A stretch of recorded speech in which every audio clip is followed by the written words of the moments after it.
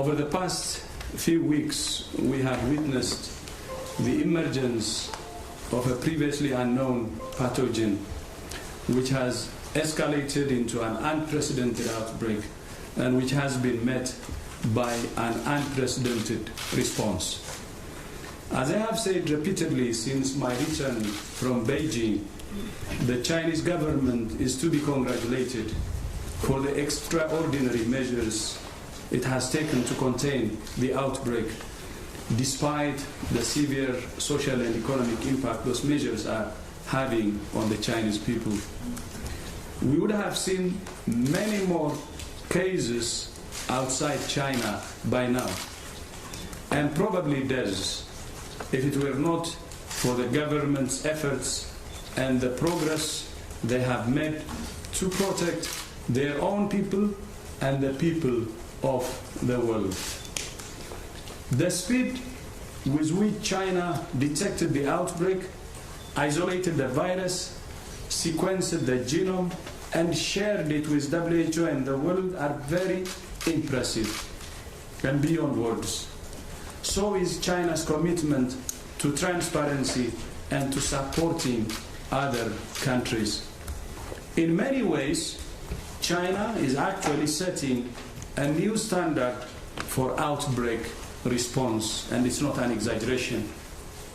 I also offer my profound respect and thanks to the thousands of brave health professionals and all frontline responders who, in the midst of the Spring Festival, are working 24/7 to treat the sick, save lives, and bring this outbreak under control. Thanks to their efforts, the number of cases in the rest of the world so far has remained relatively small. There are now 98 cases in 18 countries outside China, including 8 cases of human-to-human transmission in 4 countries: Germany, Japan, Vietnam, and the United States of America.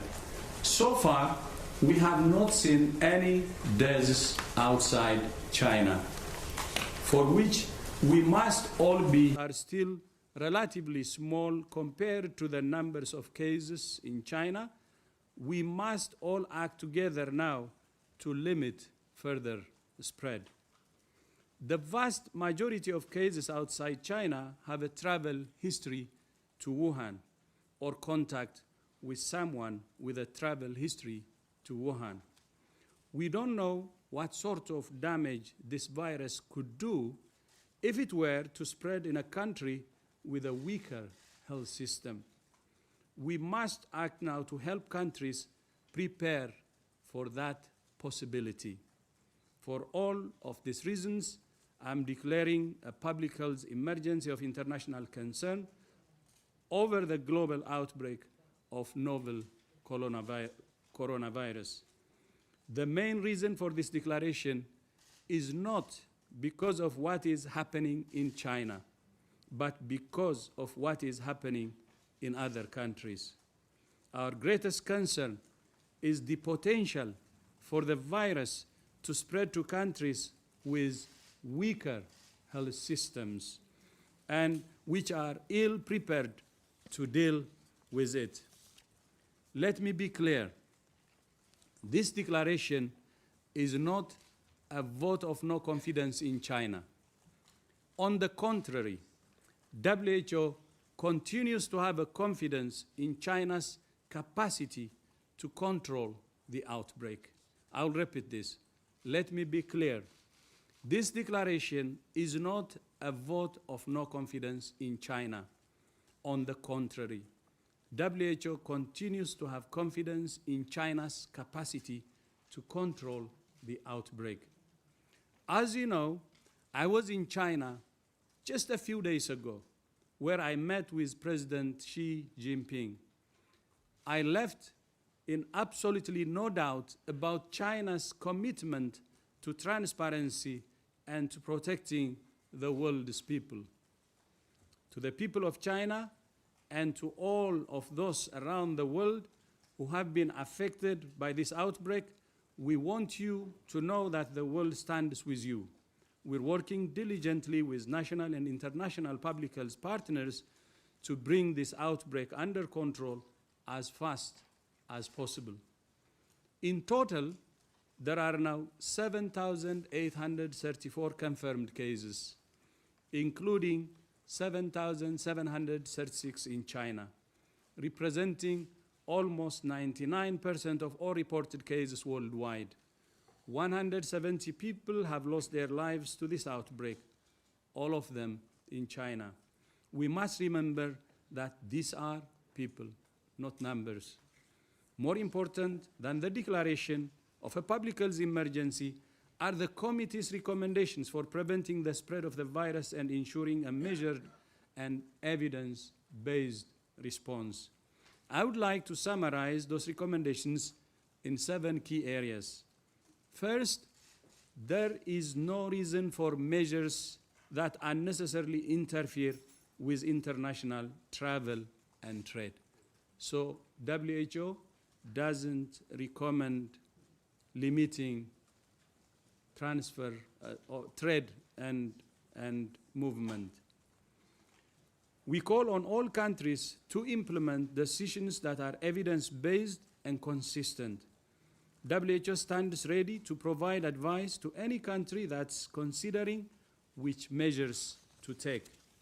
Second, we must support countries with weaker health systems. Third, accelerate the development of vaccines, therapeutics, and diagnostics. Fourth, combat the spread of rumors and misinformation.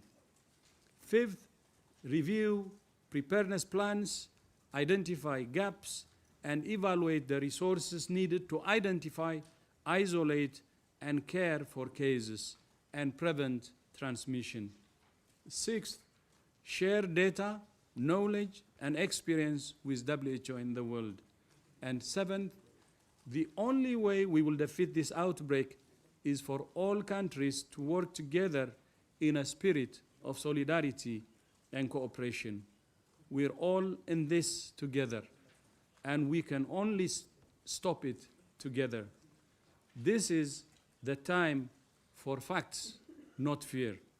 This is the time for science, not rumors. This is the time for solidarity, not stigma. I thank you. The time for solidarity, not stigma. I thank you. Thank you very much, Dr. Tedros, and let's hear from the Chair of the Emergency Committee, Professor Hussein. Thank you very much.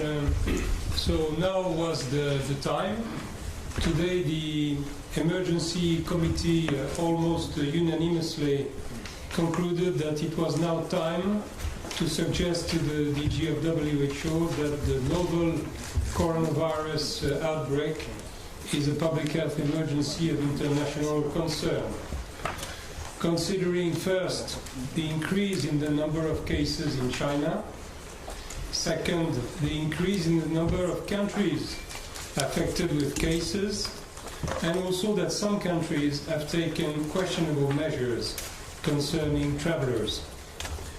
Thanks to the IHR, our main international health treaty, declaring a public health emergency of international concern is likely to facilitate WHO leadership role for public health measures, holding countries to account concerning additional measures they may take regarding travel, trade, quarantine or screening, research efforts, global coordination and anticipation of economic impacts, support to vulnerable states. Declaration of a fake should certainly not be seen as a manifestation of distrust in the Chinese authorities and people, which are doing tremendous efforts on the front line of this outbreak with transparency and, let us hope, with success. Novel coronavirus has placed its crown in several countries. Some are able to try to cope with new cases. For some others, it will be more difficult, and declaration of a public health emergency of international concern should open ways to facilitate this task. The DG just declared a novel coronavirus event as a public health emergency of international concern. For this purpose, the Emergency Committee has formulated advices that could become temporary recommendations concerning WHO, China, and affected or non-affected countries, and this will be detailed in the statement about public health measures, travel, research, international cooperation, and coordination. Thank you. Thank you very much, Professor Hussan. Now we're opening the floor here in the room for 2 questions, and then we will go online. So then I'll take the first here from the Chinese colleague. Please introduce yourself. It's Yang with Xinhua News Agency. I got 2 questions for Director General.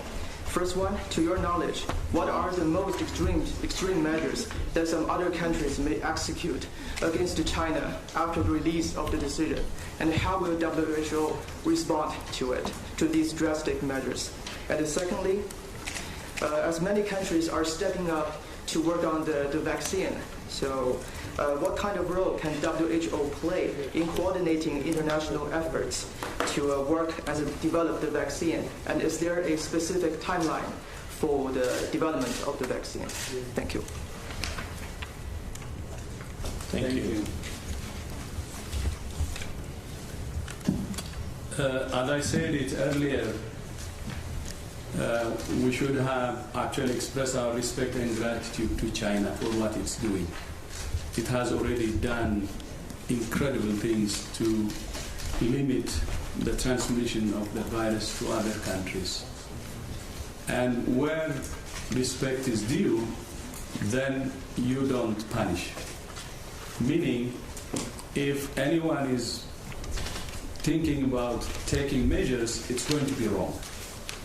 And WHO doesn't recommend and actually opposes any restrictions for travel and trade or other measures against China.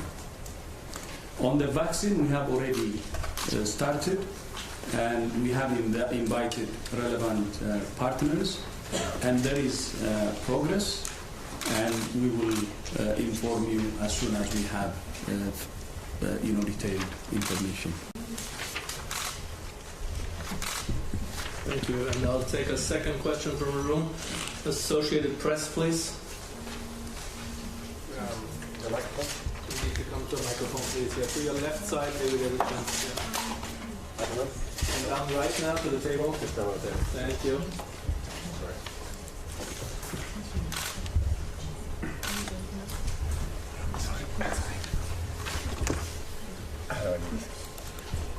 Can you hear me?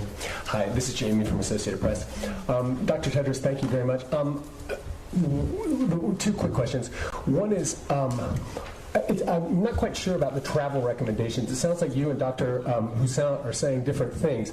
The WHO is not recommending a travel recommendation, but that countries themselves should be allowed to. So how does that all fit together? Because as you know, there are a lot of countries that are already reacting.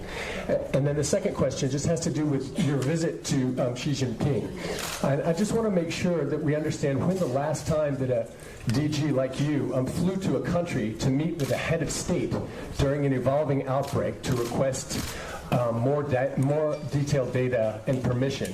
Why was that necessary? And if China was responding efficiently and transparency, if China was responding transparently and efficiency, why was that necessary? Thank you. Thank you very much, Jamie, Dr. Tedros, and possibly also Professor Hussan. But maybe you want to first start with. Yeah, I would be happy to give the travel. We don't recommend travel or trade restrictions as WHO. And what I said and what Professor Hussan said are actually the same. But I would be glad if Professor also can comment on that. And on my trip to China, I have done it to other countries too before.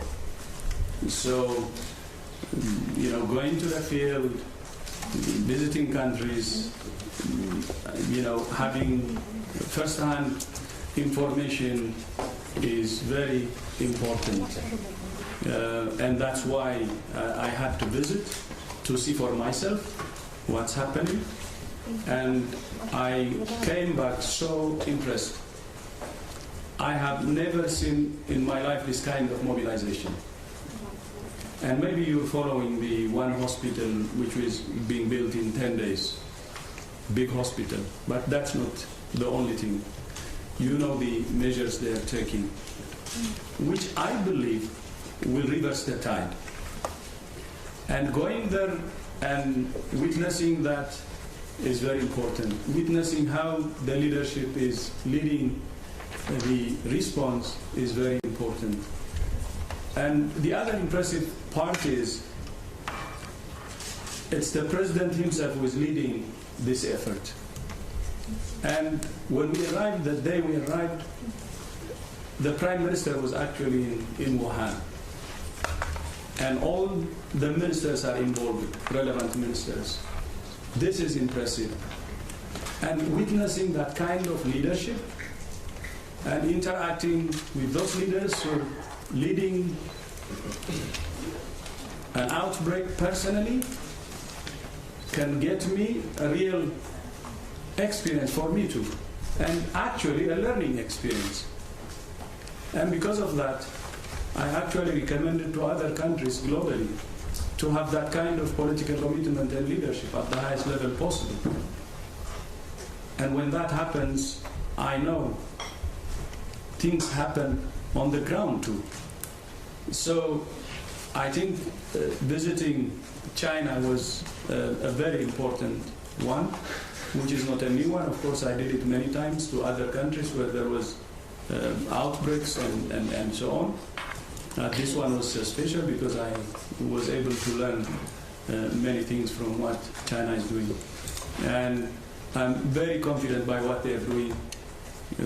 I have seen the capacity, and I believe that they will control this outbreak as soon as possible. They have all the capacity that needs. But not only what they're doing is protecting their people, but I know from the figures also, you know that it's protecting the rest of the world. Outside China, we only have 98 cases and no deaths. If strong measures were not taken in China, this would not have happened. And that's why I also said we have to appreciate what China is doing. And this declaration is not actually because China is not doing what it can. It's actually doing more than China is required to do. This is to protect especially countries with weaker health system and to prepare for that. And for your information, during my discussion with the President and other officials, they're willing to support countries with weaker health systems with whatever is possible. I think that is why I said in my speech earlier, in many ways, China is actually setting a new standard for outbreak response. Thank you.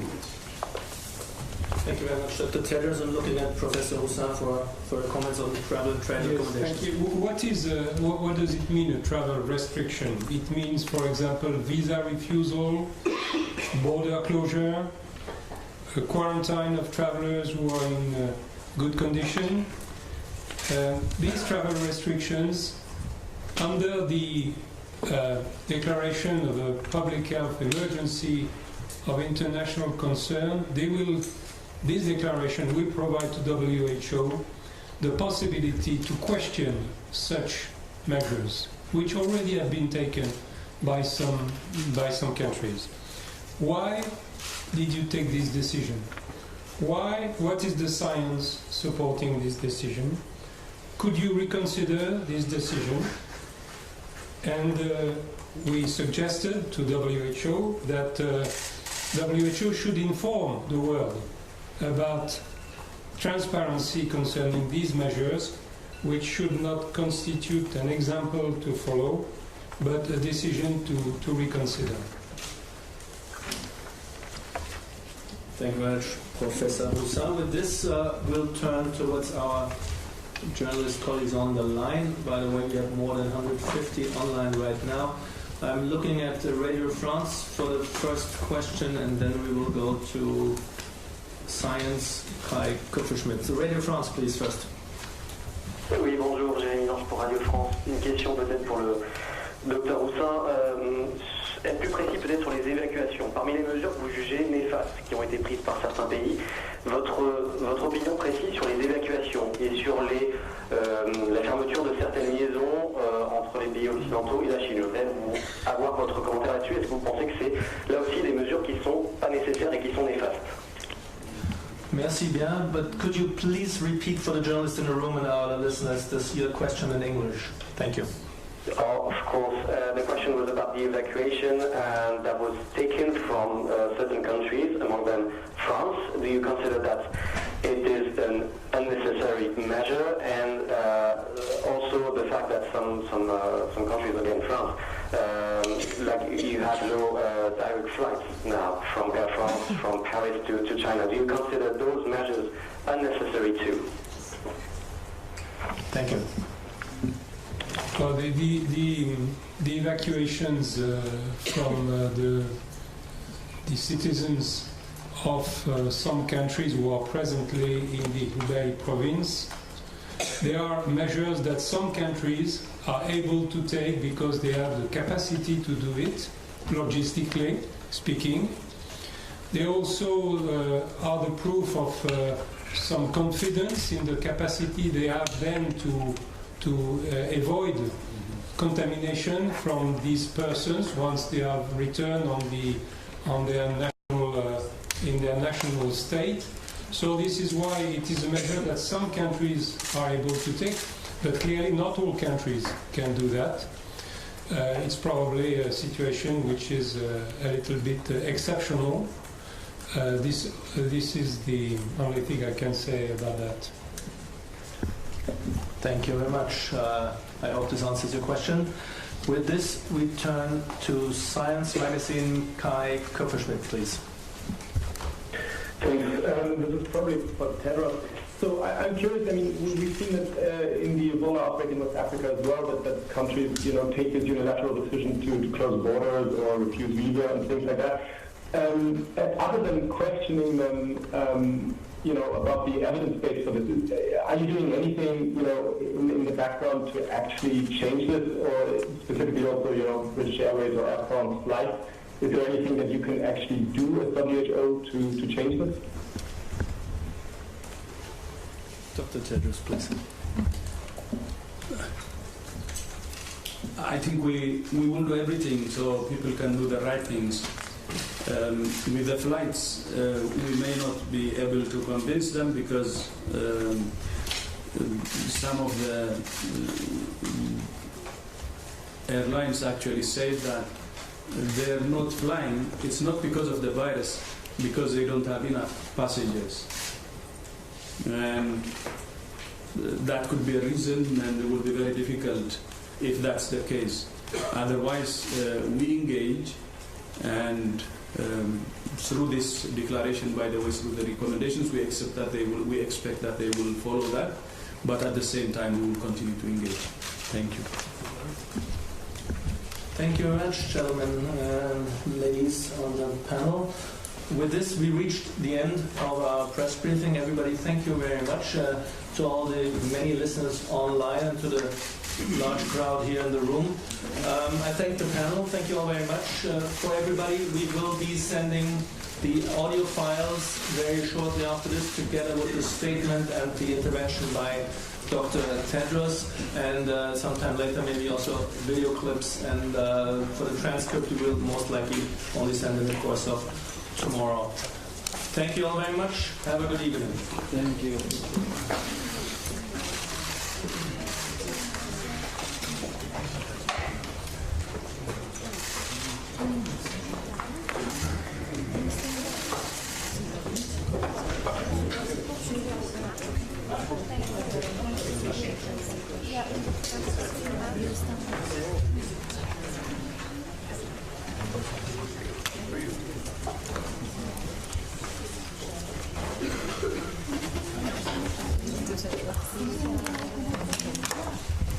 Si è appena conclusa la riunione del comitato di emergenza, dunque